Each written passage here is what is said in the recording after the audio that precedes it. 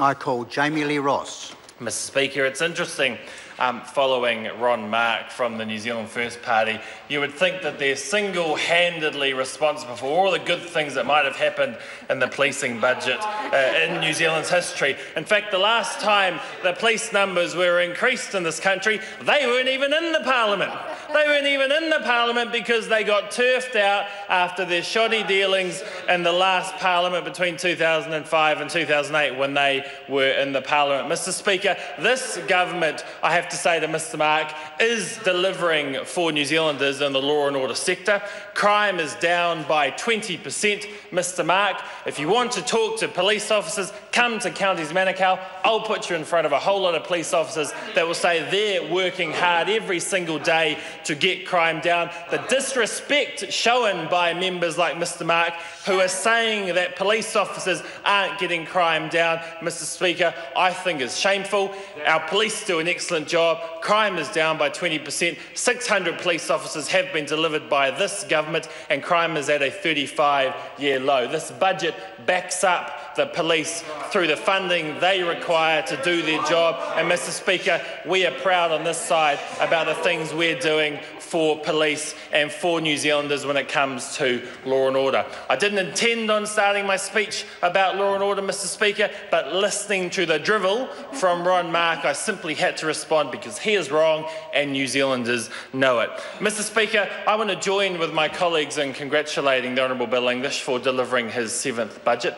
I had the pleasure last night of delivering a presentation to my local Rotary Club about Budget 2015. It showed many of the slides with graphs about how we're tracking as a country compared to other countries, how we've responsibly kept spending in check, how we're getting our country back to a position where it can start to pay down the debt that we had to borrow during the global financial crisis, and the fact that wages in this country are going up, unemployment is coming down, and more New Zealanders are able to get into work, more New Zealanders are able to put food on the table for their families and ultimately live a better life. Mr Speaker, it's good when one does look properly at the graphs around this budget. There was an executive summary with a whole lot of information in a visual format, which is quite easy for taxpayers to look at.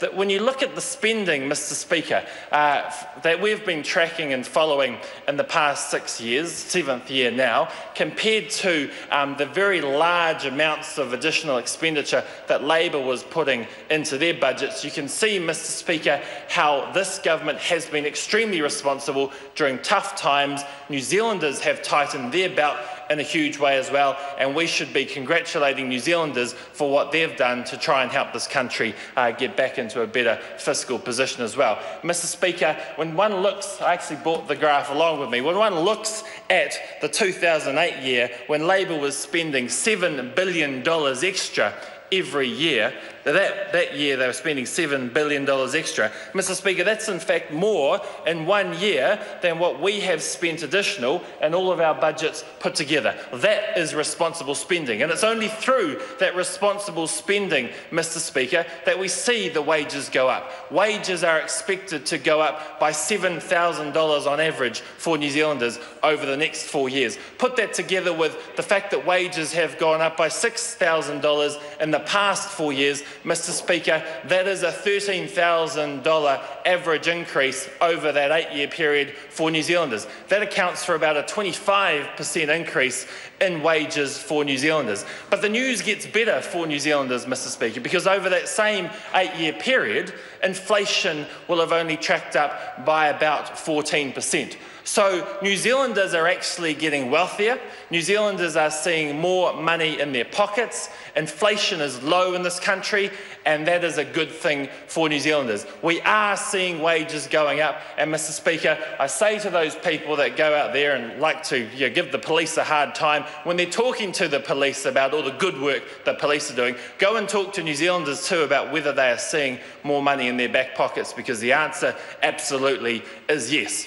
The fact that inflation in this country is pretty low at the moment has its positives, and it also has its negatives. One of the negatives, unfortunately, for the government is that it hasn't seen the amount of revenue that we were expecting. Yes, we have not been able to post a surplus this year as we were hoping to. We're expecting to post that next year. But when other members in this House get up on their hind legs and complain about us not posting a surplus this year, and also complain that supposedly we're not doing enough for families in hardship, and also say they wanted to spend more money in other areas in the budget, and at the same time say we shouldn't have removed the KiwiSaver kickstart, I say to those members, you simply cannot have everything.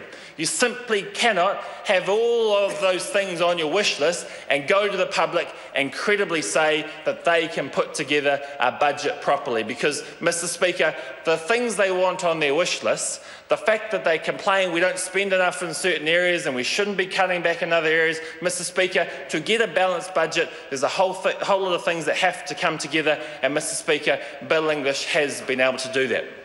Mr. Speaker, I'm also very proud that for the first time in 43 years, we do have a government which is willing to increase the benefit rates. And whilst New Zealanders that are in work are seeing on average their wages going up, the fact of the matter is that there are a range of New Zealanders who are in hardship that do need more assistance. Unashamedly, Mr. Speaker, this government is prepared to step up to the plate, invest in the areas where New Zealanders need it. The Honourable Anne Tolley has been pushing hard for some time to see those increases, alongside the Prime Minister, I must add, to see those increases to enable those that are most in need. But, Mr. Speaker, I have to say, it's not actually about the parents who are getting the benefit that we're really looking out for here. It's, in fact, the children who are in those families that will benefit from those increases through the welfare system. Because, Mr. Speaker, over a long period of time, the children that are most in need and that are living in families in hardship, if those children don't get the assistance that they require into their families, those most at need, for example, the children that may have seen their families interact with child, youth and family, there may have been interactions with the correction system, their families may have been on a benefit for a long period of time. Mr. Speaker, the children right at the bottom there that are at most risk in our society, they are the children that need the most investment by government and need the most investment by New Zealanders as well. There are 160,000 families in this country that will benefit through this $790 million package, Mr. Speaker. Some may think it's unusual for a national government to be doing that, but I have to say, if there's one thing that they haven't worked out yet about John Key, it's the fact that he is willing to step up. He is willing to put the money of the government where his mouth is. He is prepared to invest in areas that New Zealanders need and require investment, and Mr. Speaker, this government is delivering for those people. I also want to touch, Mr. Speaker, on the housing area just briefly in my last 2 minutes, because housing is a significant issue for Auckland. Ultimately, we still stand by our view that housing supply needs to increase. We are seeing housing increase at a very fast rate. When we came into office, Mr. Speaker, in Auckland, 200 houses a month were being built. Now, Mr. Speaker, 750 houses a month are being built in Auckland. The supply of housing is increasing quite rapidly. The special housing areas are seeing more houses being built as well, and there's about 40-odd thousand sections there that have been made available through the special housing areas. But New Zealanders have been giving us a clear message, one that we've been listening to, that we need to do more about those that are buying and selling properties and effectively speculating through the property system. And, Mr. Speaker, the fact that we're now stepping up, clarifying the tax situation for New Zealanders, clearly outlining that those that trade property within 2 years, regardless of their intention, that they'll now be taxed, Mr. Speaker, I think is a very positive thing, one that shows that we are a government that does listen to New Zealanders. And, Mr. Speaker, whilst the man opposite who just spoke out wanted to go to New Zealanders with an unworkable full-scale capital gains tax, we're doing things again in a measured way, in a way which New Zealanders understand and appreciate, and in a way, Mr. Speaker, that will make it easier for New Zealanders to understand their tax obligations, and also, Mr. Speaker, alongside the requirement for IRD numbers to be provided for those offshore buying properties, that will see more impact on the housing market, which will benefit Auckland and ultimately all New Zealanders. I commend this budget to the House. It's a very good one. Thank you, Mr. Speaker.